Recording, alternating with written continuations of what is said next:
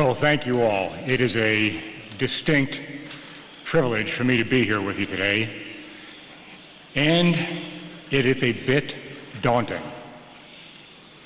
What is it that I could say to the thousands of Iranian patriots gathered in this room today? And more importantly, what is it that I could say to the millions of Iranians who will literally risk their lives to watch this gathering on televisions in your country?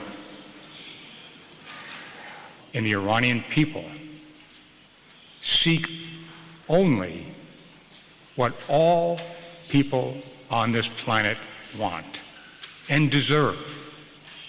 That is to live their own lives the way they choose, celebrating their religion or not as they choose, being able to grow their children in peace and prosperity. And therefore, as we gather here today, and as those in Iran who would seek our support are listening, we should spend just a few minutes thinking about our options to help. As a military man, of course, one option is the military option. It is a bad option. Is it possible? Yes, it is. Is it a credible threat? Yes, it is. Certainly the United States and all of our allies have the military capacity to do something about the situation in Iran. The problem with that, of course, is that inevitably it destroys the infrastructure of the country, and also kills innocents. Another option is negotiations. Well, the entire Iranian nuclear arms program has been built during negotiations. It's not that negotiations are not a reasonable path to follow.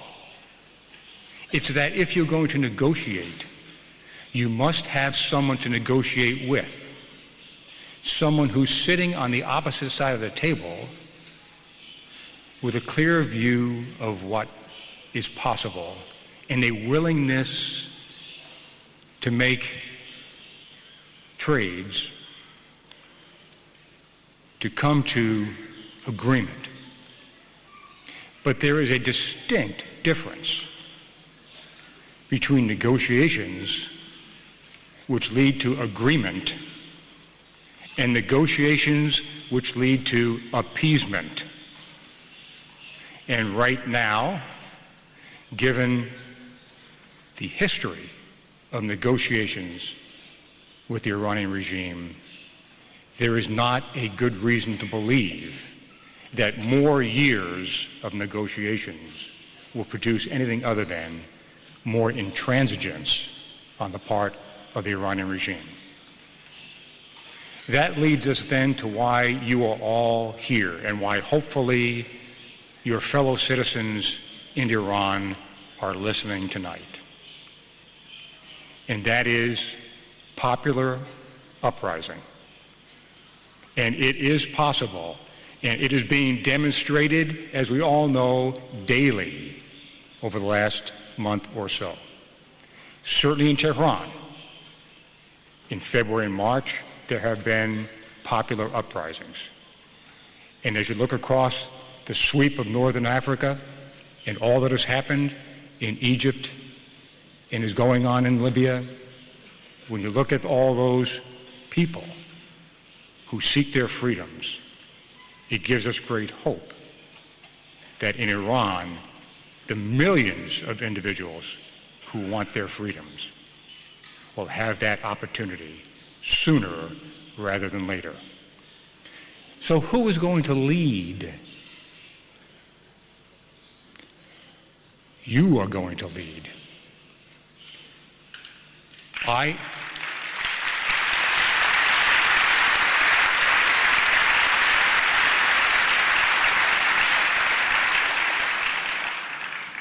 I listened to the President-elect's words. I've read the 10 points. They are inspiring. And I have struggled with understanding the MEK issue. What I know, what I have read, what I have been able to discern, all of that tells me that the MEK does not deserve to be titled a terrorist organization.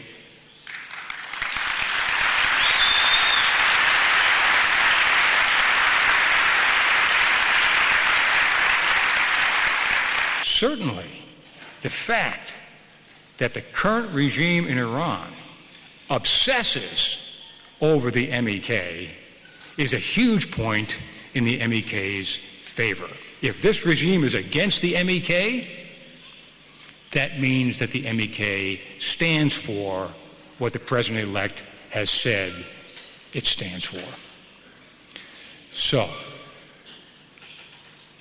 the people in Iran want freedom. You in this room want to support that freedom. The individuals in Camp Ashraf deserve to be protected. We in the United States made a promise to them when they voluntarily laid down their arms and went into the camp that they would be protected. I do not understand what 210, now 240 loudspeakers do in the form of protection. What is the positive reason for those speakers? I cannot think of one. The individuals who are in that camp deserve to be protected. The Iranian people deserve to live free. We should do all in our power to assist them. And an example of how to proceed is what has happened in Libya. It is fine, it is good, it is wonderful that we gather together like this today. In Libya, the Arab League called for action. The United Nations Security Council called for action. So as we plot our way forward to the inevitable freedom for the Iranian people, as we think through how to get from where we are today to where we want to be in the very near future, we need to have the voices inside of Iran speaking. We need all of you patriots outside speaking. We need the region to come together and call for freedom in Iran. And then we will hasten the day when we can all gather together in Tehran and sip some tea.